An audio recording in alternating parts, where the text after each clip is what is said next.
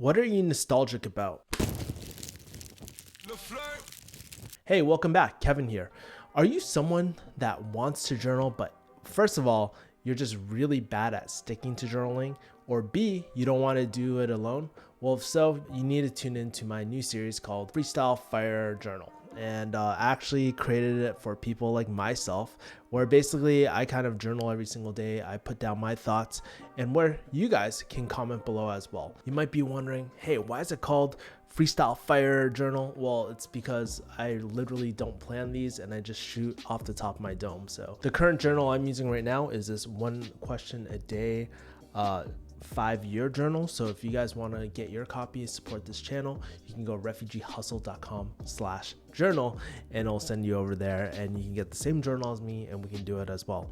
You know, really at the end of the day, my goal is to have you guys journal along with me. So sometimes we have these thoughts where journaling has to be like a whole essay and whatnot, but really it could just be one line or two. You can drop it in the comments below, and make sure, shameless plug as always, make sure to like, comment, subscribe to this video.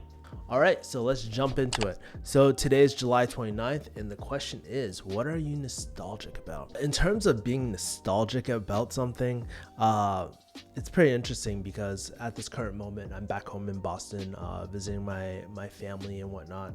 I had to do something for my family, take care of my family at the moment, but this is actually the house that I grew up in. Now, my room looks totally different when I first lived here, but it brings back a lot of memories because I'm back home. I'm back in the old neighborhood. Like literally across the street from me was the school I went to as well. It's been really, really great. And when I hear this question, there's a few things that come to mind. Like one, obviously the SNES comes to mind in terms of nostalgia.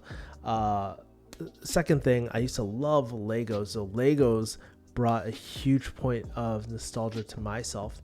But also third thing as well, even something as simple as my mom's home cooking brings back all the memories of like how hard my mom worked, especially picking us up from school and then working a full-time job and then like always putting a warm hot meal on the table. So those are some of the things that are nostalgic to me. But if there's one thing that kind of ties everything together that I'm most that brings back the most memories for me, because I'm 32 years old at the time of the shooting, is something that we used to call back in the day XANGA. And if you don't know what XANGA is, this was like before Facebook. It was before MySpace. MySpace was ancient. This was before all that. And this was back during the AZN days where like people had spiked hair. I even had spiked hair at one point. And, you know, it was a really great time where it was pretty much a journaling platform for people who just want to put out their ideas. And back in the day, you could give e-props to someone. So that's essentially the same thing as a like on Facebook. Or you could actually, during that time, follow people. And I remember back in the day, I used to have like a huge follow list of like, Kevin is following this person's following this one. It was crazy how many people I met. Like I would meet so many people online. And this is really crazy because back in the day, like this is when the internet first started. So it was just starting to evolve. And I remember myself every single day, like I would go on my XANGA and stuff like that and just write. And I still have my XANGA backed up. It's, I think on my WordPress at the moment, but you know, I would talk about how today chemistry class sucked or it was boring or how I was failing. And it was just a way to kind of journal out my, honestly, depression back in the day, to be honest with you, right?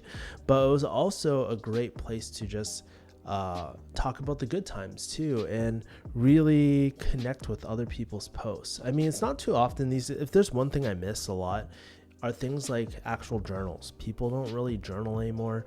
You see people do these mini posts on something like Facebook, right? Or you see someone kind of tweet in just these set amount of characters and stuff, but it's so rare that you get to see a glimpse of people's lives. Even on YouTube, less and less are these talking head videos where people are just expressing their thoughts as well, right? So it was a very unique time, and there's something cool about writing where it's like it gives you enough time to sit back and process what this person's thinking as well. It's almost like reading a book.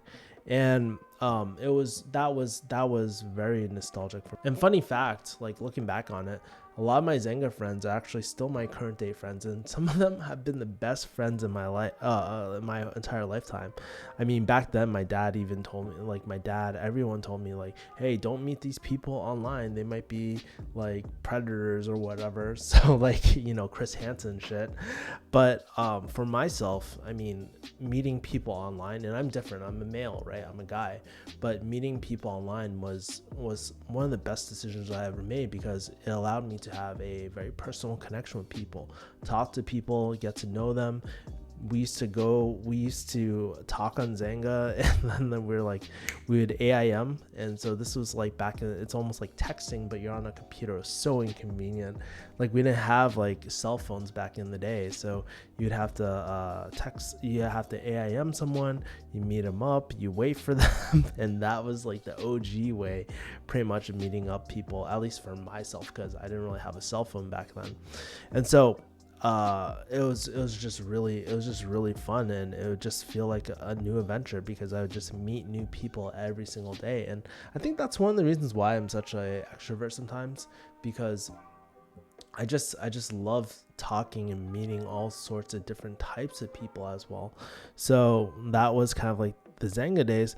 But like all good things, they come to an end. People started posting less and less until pretty much none of my friends used it. But we transitioned over to MySpace, and then transitioned over to Facebook eventually, where I only use for messaging. I don't really use Facebook to communicate my thoughts anymore. But yeah, that was like my Xanga days, and it's kind of cool. Like, one of the best things that I always love doing is going back to my old posts and just like reading them and seeing how far I've come, because I mean, you only get one chance, like especially when I'm doing these series, you only get one chance to document that, and you can never go back. Like, as much as I want to go back and talk about my experience as a 16-year-old, guess what? I can't get that back, because I'm just not in that stage. I'm not in the same mindset anymore. And you just grow so much as a person. So Xanga, I love it. That was the most nostalgic thing. And it was crazy. Like, literally, I have Tequila. Back then, she was just an import model, right? She was under her name, like Tila Nguyen or whatever, and I had a picture of that. We would play some like freaking background hip hop, or like that Xanga music. And if you grew up in that time, you know what I mean as well. And some people would just spend so much time customizing their Xanga page, so it was great and all. But that's the most nostalgic thing back to me, that ties everything up together. It ties up those memories, ties up all the fights that I had, the online beef that we had too, and it was just a great time. And I know that I'll never get to relive those AZN days, but it's okay. they're dead for a reason, and those are my thoughts. But anyways, we'll love to kind of hear, what are your biggest nostalgic thoughts? Comment below, let me know what you guys think, and make sure to stay tuned for tomorrow's episode of the Freestyle Fire Journal. Join the movement. Let's go.